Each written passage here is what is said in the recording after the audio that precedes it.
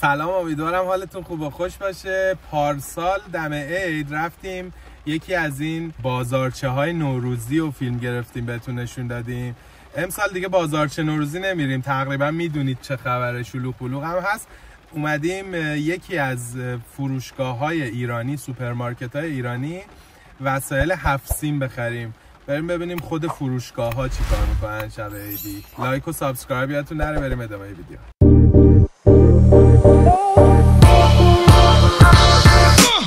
باشگاه اینجا خیلی باحال، از بیرون همه چی معلومه،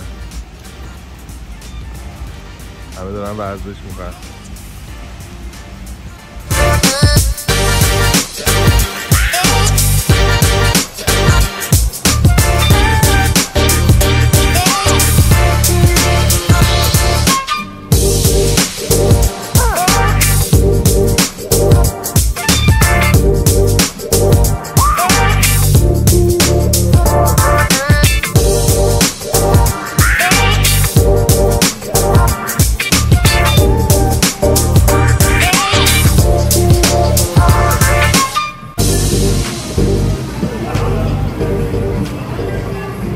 هرچی وسایل نوروز بگیرین یه ماهی بهتون هدیه میدیم.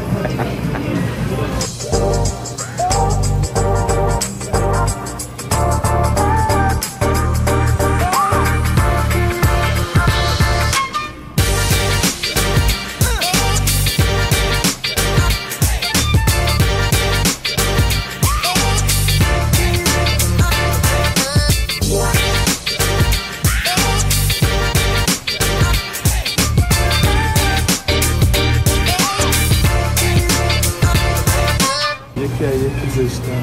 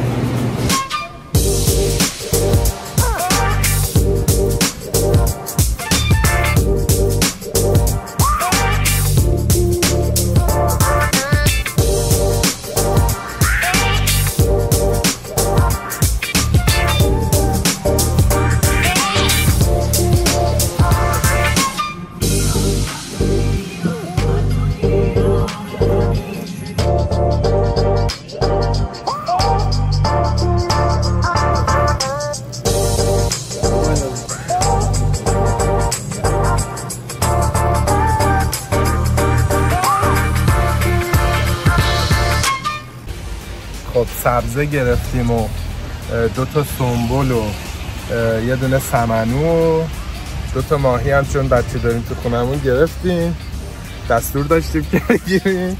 بعد اینا شد $40. البته یه دونه ربع انار هم گرفتم.